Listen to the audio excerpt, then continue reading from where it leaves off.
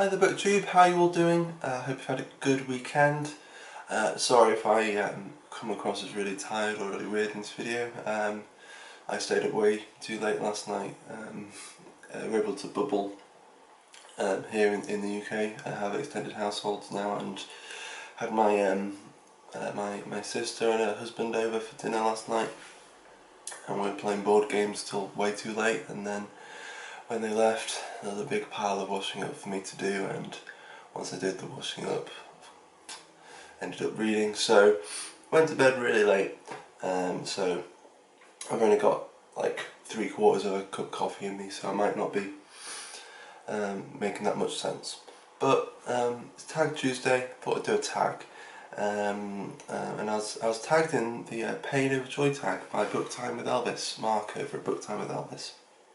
But before I jump into it, I just wanted to say thank you to Kelly over at Books and Not Reading, just for giving me a bit of a shout out in her video, I think on Friday.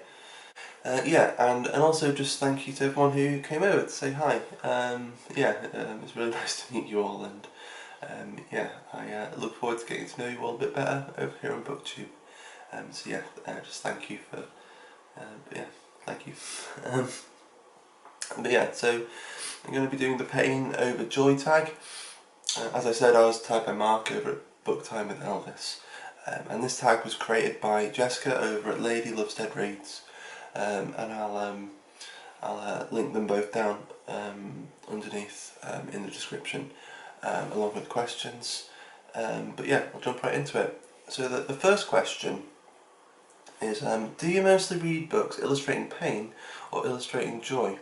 Why? And yeah, it's really hard to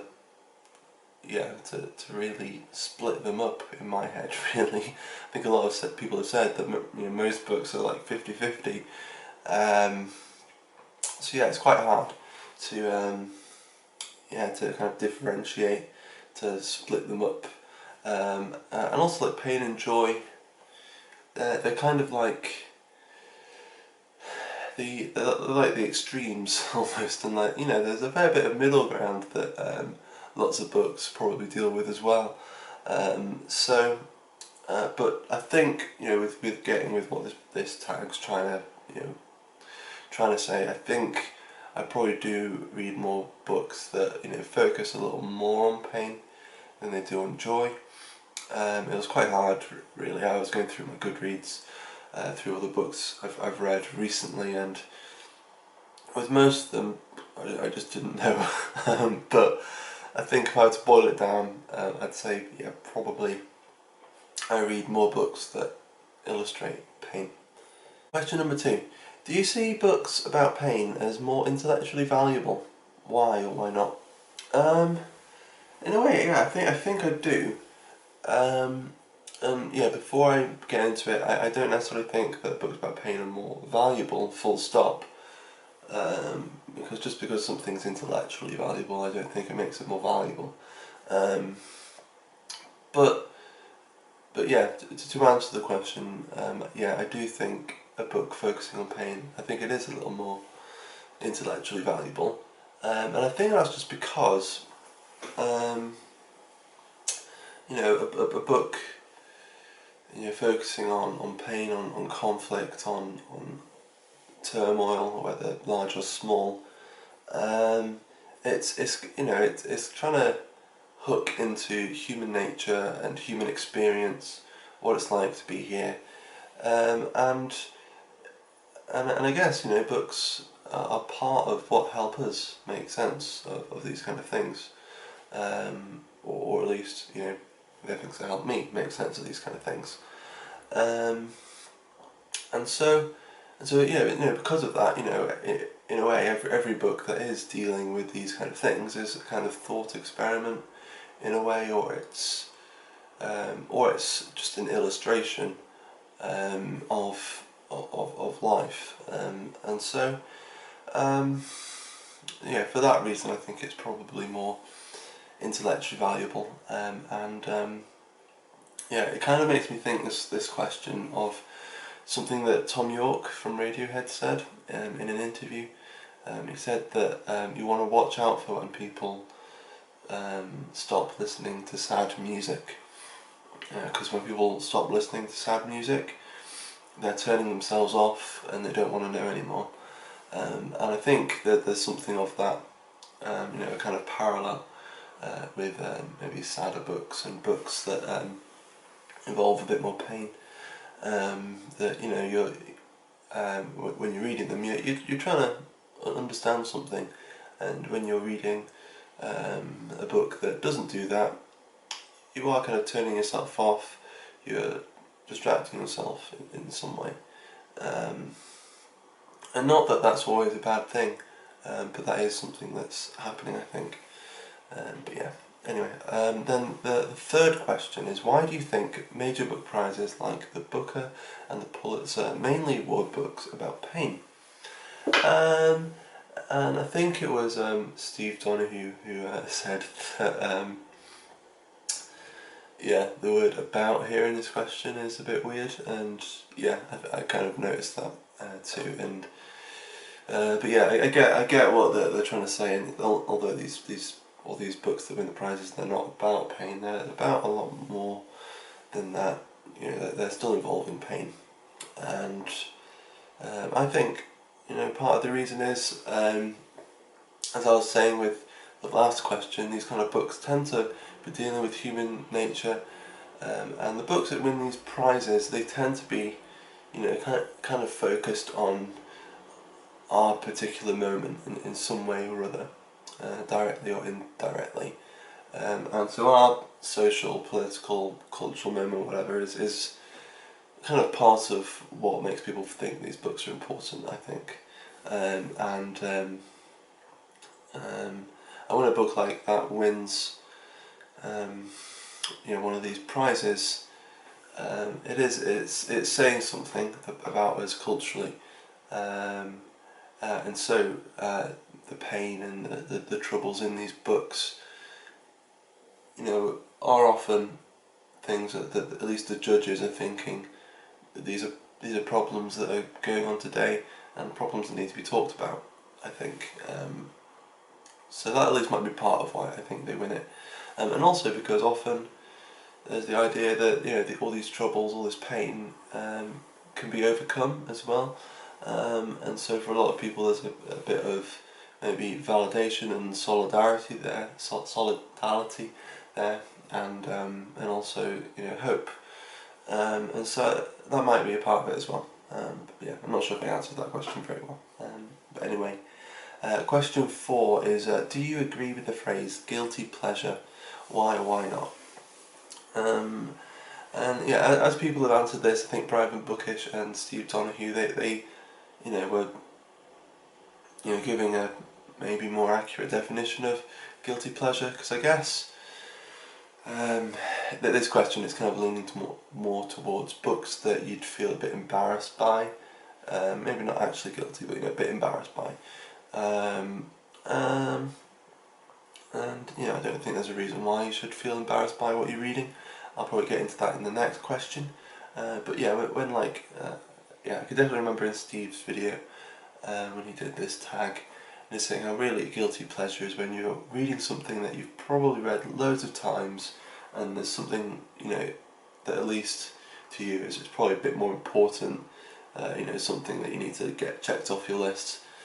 You could be reading that instead. But instead you're reading something else and you're thinking, oh, I could be using my time so much better, but here we are. And I definitely do agree that they are guilty pleasures, and I think we do all have them.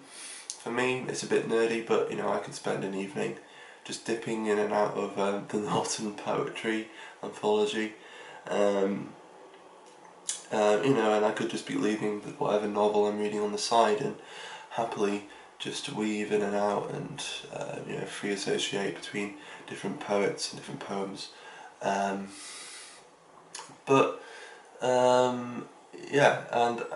as I'm doing that, just kind of dipping in and out of the Norton Poetry Anthology, it's not going to add a number to the number of books I've read this year. It's not working away at my to be read pile. So I can, it's very easy to think, well, I could be spending my time so much better. But at the same time, I think any time spent reading and you're enjoying it is time very well spent. So, although I do agree that we all have our guilty pleasures, I think that, they're a good thing, and you definitely don't need to feel any guilt or embarrassment or shame or disappointment that you're not doing something better. If you're enjoying yourself, then that's what matters, right? Yeah, and then so then question 5 is: do you think books do you think books centering on joy are guilty pleasures? And so this, I think, goes back to the first definition that maybe these questions are alluding to. So books that make you feel a bit embarrassed, maybe, about reading them, and so I think the question is kind of saying that, do you think you tend to feel more embarrassed by reading books that aren't serious, books that are a bit more light-hearted? And I used to, definitely, a little bit, not full on. Yeah, like a few years ago, I would have thought that books centering on joy, more light-hearted books that didn't deal with big issues, I definitely thought, oh well, they're not as important.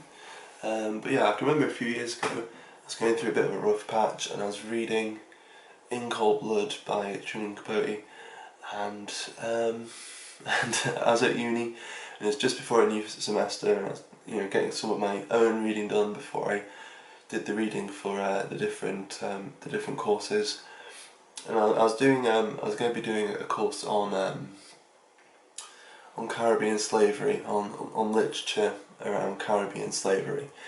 So I knew that was going to be heavy, and I was reading In Cold Blood, and I was looking up at my bookshelf, and I was like, I have no happy books, and I could do with a happy book right now, just to balance myself a bit before I get into this. And a few not great things had happened around that time, so I was kind of realising that it's probably a good thing to read some happier books. And I can remember asking the woman who is now my wife at the time, we were just very good friends, and I was like, oh, you seem to be a person who'd have a few more happy books on the shelves.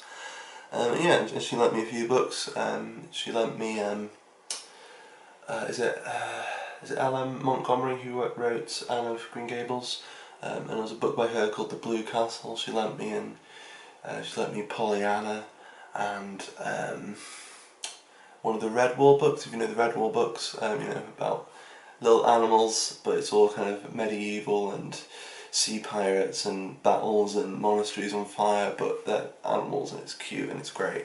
And she lent me those, and totally light-hearted, and totally different to what I'd normally read.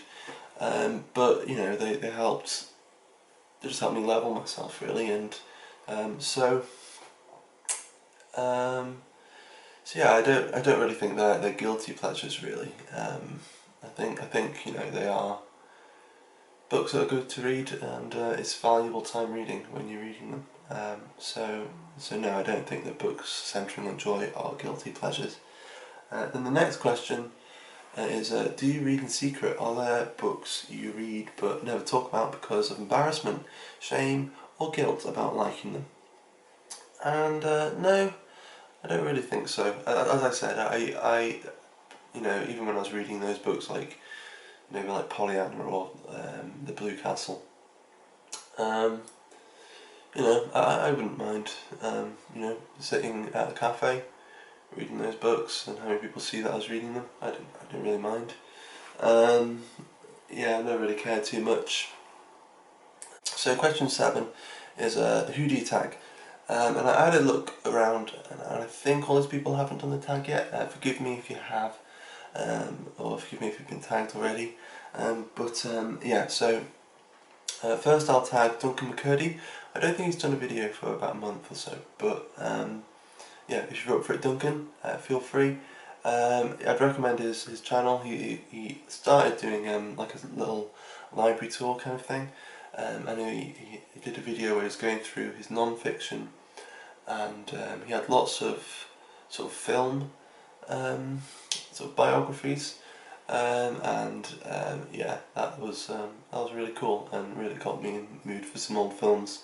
And as soon as I finished the video, I was yeah, going through my DVD collection. I think I watched Casablanca that night. But yeah, got me right in the mood for an old film. Anyway, second person is Jane at Lady Jane Books, and then third is Nicole at Books from Bed. Otherwise, I think that's everything all done. Yeah, that was the Paint Over Joy tag. Let me know what you thought. What kind of answer you would maybe come up with. Yeah, let me know. But for now, that's that.